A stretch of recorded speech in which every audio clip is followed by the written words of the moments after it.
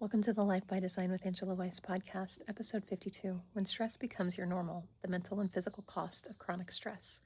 Welcome back. I'm Angela Weiss, family and psychiatric mental health nurse practitioner, author, speaker, and your host. On this podcast, we talk about mental health issues, emotional wellness, and the psychology behind why we think, feel, and behave the way we do. We talk about holistic health because our minds and bodies were never meant to function separately. What affects one inevitably affects the other. I also talk about faith. If you're new here, welcome. I'm so glad that you joined me. Today we're talking about something that has become so common that many of us don't even recognize it anymore. Stress. Not occasional stressful days, and not preparing for an interview or dealing with an unexpected bill stress. I'm talking about chronic stress, the kind that settles your life and becomes your new normal. Maybe you wake up tired already, or you feel like you're constantly behind and your shoulders never relaxed. You get headaches or your stomach hurts. You're more irritable than you used to be and you can't remember simple things. You finally crawl into bed exhausted only to find your brain refuses to shut off. If that sounds familiar, today's episode is for you. So let's talk about what's actually happening inside your body and why chronic stress affects so much more than just your mood. Stress was designed to protect you. Stress itself is not the enemy. In fact, stress is one of the reasons human beings have survived. When your brain perceives danger, whether it's slamming on your brakes to avoid a car accident or hearing a loud noise in the middle of the night, it immediately activates your sympathetic nervous system, better known as your fight, flight, or freeze response. Within seconds, your body releases adrenaline and cortisol. Your heart beats faster, your breathing becomes quicker, blood flow shifts toward your muscles, and your pupils dilate. Your blood sugar rises to give you immediate energy, and digestion slows because surviving the threat is more important than digesting lunch. This response is actually brilliant.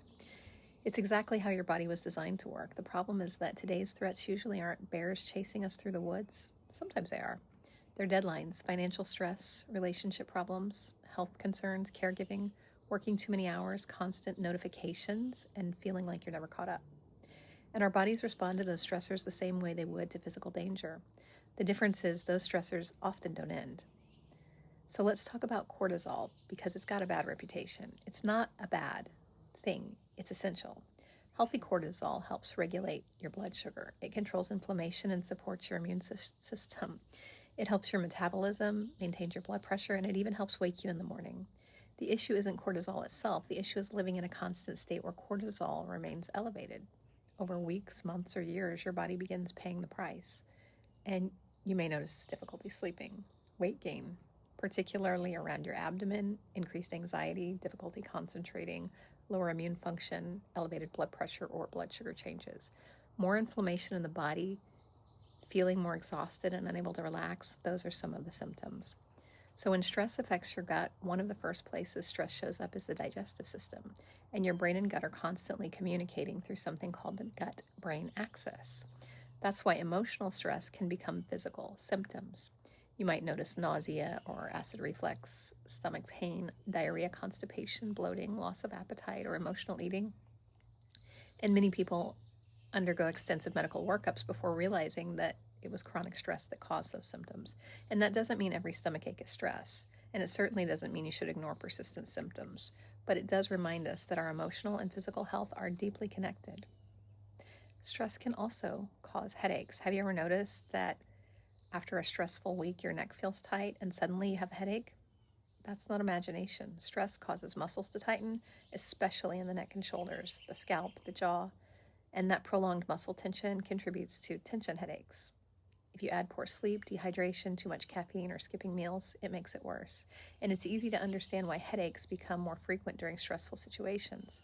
Sometimes the answer isn't another pain reliever. Sometimes the answer is reducing what's causing the tension in the first place. Irritability. Something we don't talk about enough is irritability. People often assume burnout looks like sadness, but sometimes it looks a little different.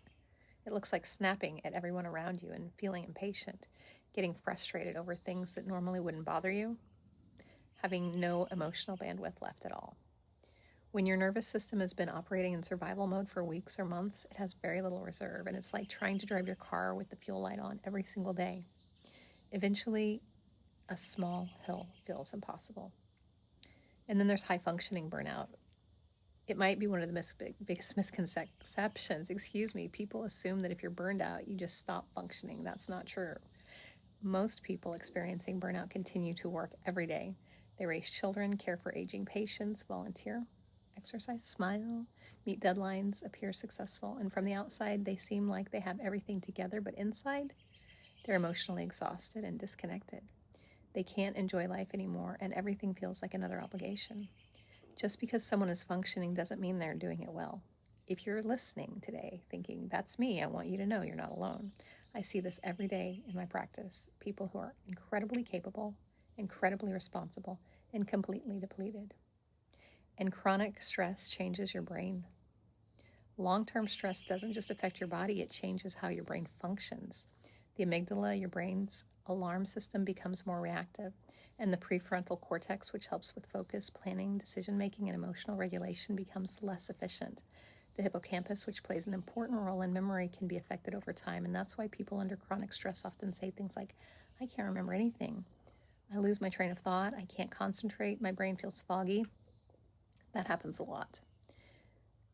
They're common physiological responses to prolonged stress. So what do? The goal isn't to eliminate the stress completely. That's impossible.